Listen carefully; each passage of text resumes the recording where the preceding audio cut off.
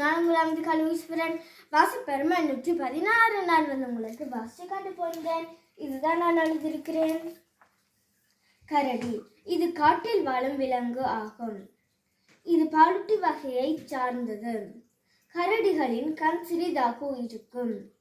இவை குறைந்த பார்வைத்திறன் உடையவை.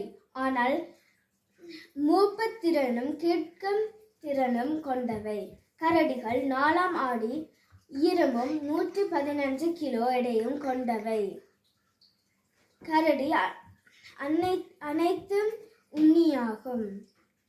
இது மாமிசம், பழங்கள், தண்டுகள், மரப்பட்டைகள் என்பனவற்றை உண்ணும்.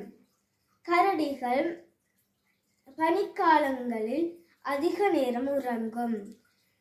கரடிகளுக்கு 42 பற்கள் உள்ளன. நன்றி, வணக்கம்.